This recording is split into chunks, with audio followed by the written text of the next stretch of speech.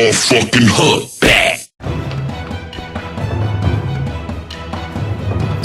Eh vous? Qu'est-ce que vous lui disiez à monsieur Langlois, là? Vous êtes qui? Je suis... Le visiteur du futur. Est-ce qu'il faut vraiment que je parle du visiteur du futur?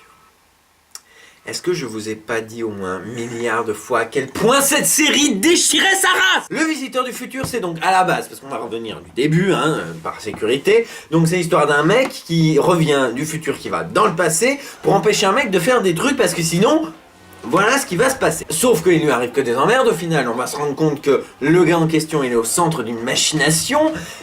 C'était bien. Cette première saison, c'était bien. Vous pouvez toujours la voir, elle n'a pas trop vieilli. Ensuite, il y a eu la saison 2, où on commence à avoir des moyens. Enfin, des moyens. Non, toujours pas de moyens. Mais au moins, une envie de faire des choses. Donc, un rassemblement de gens motivés, de gens qui ont du matériel à mettre à disposition. Et donc, ça donne Le Visiteur du Futur saison 2, qui était une série, une saison de ouf malade, avec des acteurs talentueux qui font des trucs bien, etc. Bien écrits. Donc, le renouveau de cette série, on n'a pas juste un bis de la saison 1, on a un nouveau truc qui se met en place. Et depuis la rentrée, il y a la saison 3. Et la saison 3, Rox du poney, il faut que vous appreniez à le savoir. Je suis désolé, je suis un petit peu vénère.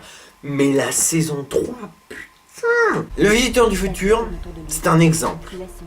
C'est l'exemple qu'on peut faire une bonne série sans moyens. Attention les gens, les studios qui m'écoutaient, ça ne veut pas dire faites que des séries sans moyens. Parce qu'il faut s'appeler François Descraques pour réussir à faire des bonnes séries sans moyens. C'est également la preuve que des jeunes talentueux peuvent faire mieux que tout le staff d'écriture de Joséphine Ange Gardien, qui sont quand même une belle bande d'incompétents. C'est la preuve qu'on peut faire de la SF en France, c'est la preuve qu'on peut se démerder, et c'est la preuve qu'on peut faire une série de SF drôle à mort. Drôle à mort grâce à des comédiens excellents, avec évidemment en tête Florent Dorin, le visiteur du futur, qui, par ses grimaces, par ses mimiques, par son texte, est super bien.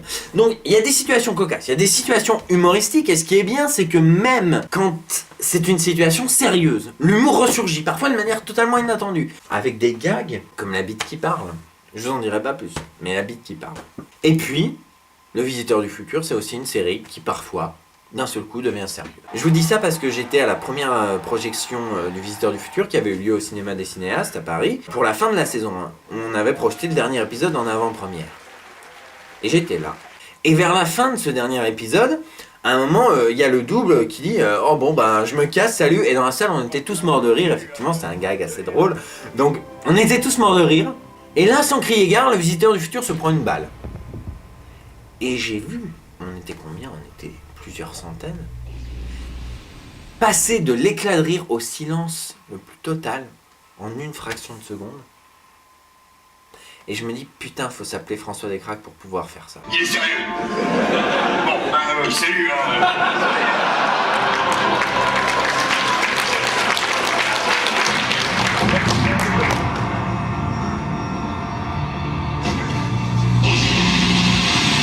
François Descraques a réussi à me surprendre à maintes reprises avec son talent qui fait chier. Il fait chier parce que ce mec a du talent et personne ne s'en rend compte. Bien sûr que les gens s'en rendent compte, ils sont pas débiles, mais on lui donne pas les moyens de faire 10 000 fois mieux. François Descraques est quelqu'un qui a du talent, il l'a prouvé avec Le Visiteur du Futur, il l'a prouvé avec Les Opérateurs. François Descraques peut faire des choses, François Descraques a fait une série drôle, la saison 3, avec d'une part Simon Astier qui est super drôle.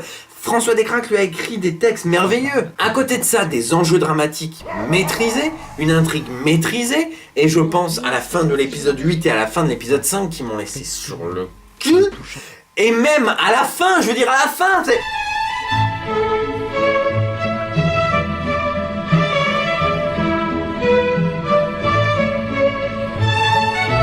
Donc Le Visiteur du Futur, c'est une série à voir immédiatement.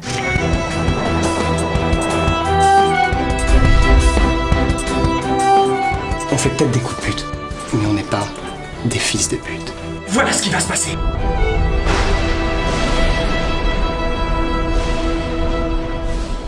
Alors vous allez me dire, mais bon Dieu, Mr. Fox, tu nous as dit énormément de bien des Epic Rap Battle. Tu nous as dit énormément de bien du Visiteur du Futur. D'ailleurs, je ne comprends même pas pourquoi elle est deuxième, vu comment on parle. Mais alors, qui est premier? Je vais vous le dire. Numéro 1, donc, de ce top 11 des web shows. All fucking hot. The Nostalgia Critic.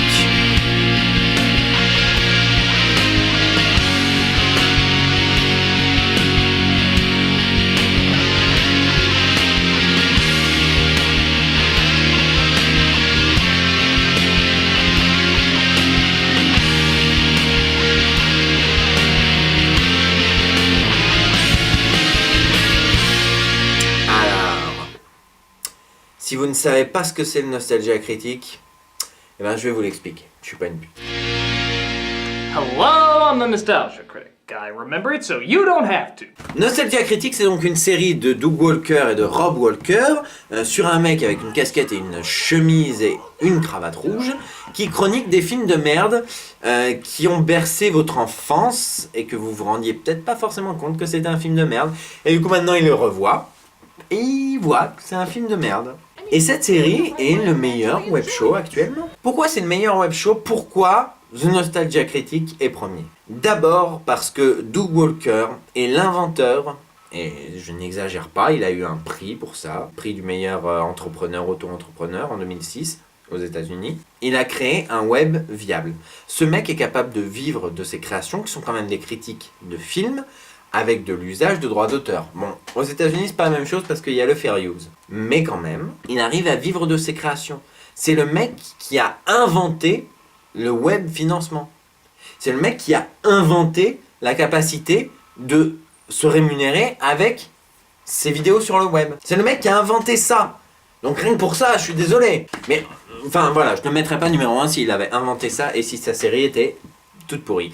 Mais sa série est géniale! Pourquoi elle est géniale? D'abord parce que sur les 250 premiers épisodes, c'est très drôle. C'est vraiment très drôle. Si vous voulez vous en rendre compte, il suffit de regarder la critique.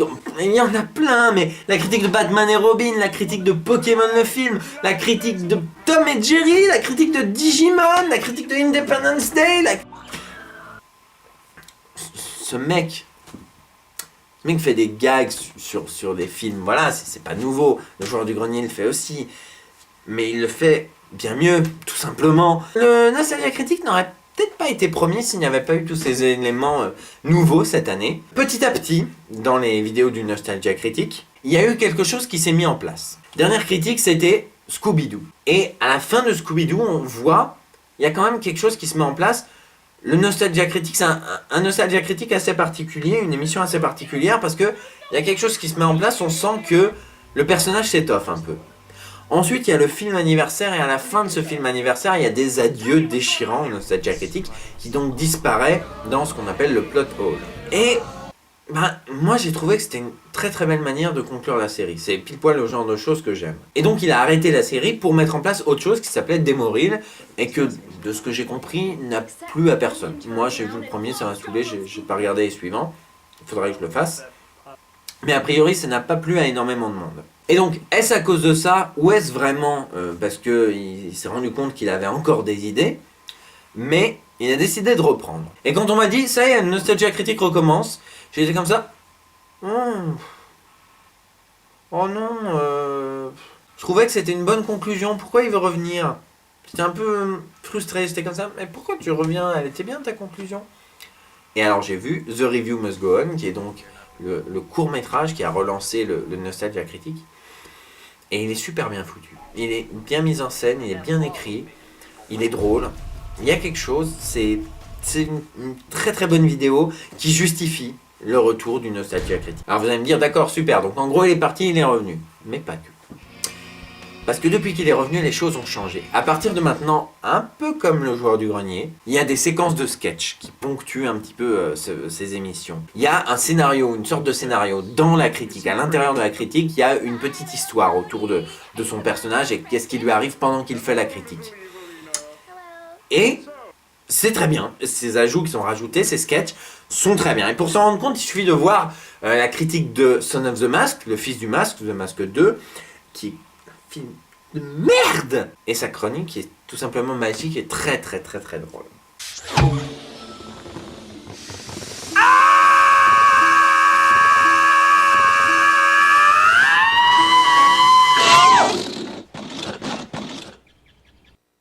J'aime ce mec. Et alors je parle que de Son of the Match, je parle de son retour.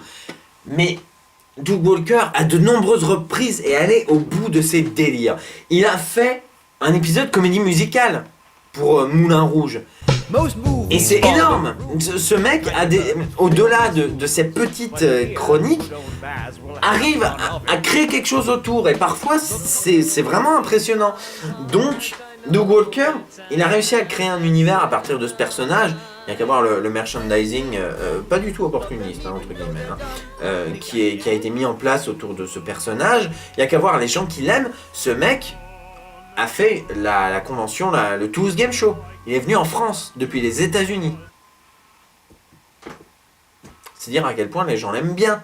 C'est dire à quel point les gens reconnaissent son talent. Doug Walker, c'est un mec qui a du talent, qui fait des chroniques très drôles, qui fait des films rigolos. Voilà, je ne veux pas dire qu'ils sont bien, mais ils sont rigolos, ils sont divertissants. Qui fait des sketchs, qui écrit bien. C'est un mec drôle et ce mec a créé l'économie du web. Je suis désolé, c'est vrai.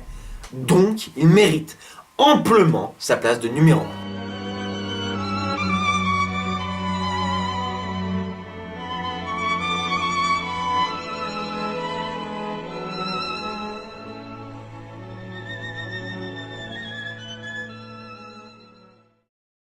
Voilà, j'ai un peu gueulé pour les 3 derniers.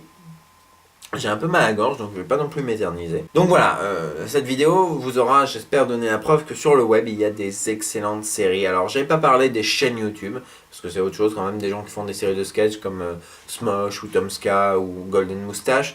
C'est vrai qu'ils font des trucs bien, mais c'est des séries de sketch, quoi. Je considère pas ça comme des web shows. Donc voilà.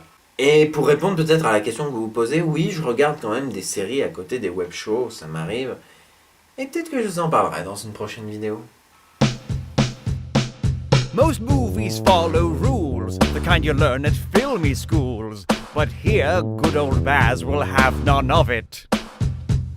The content may be lame, but speak this movie's name and you will see people love it. So maybe I'm deluded, but aren't the songs well suited?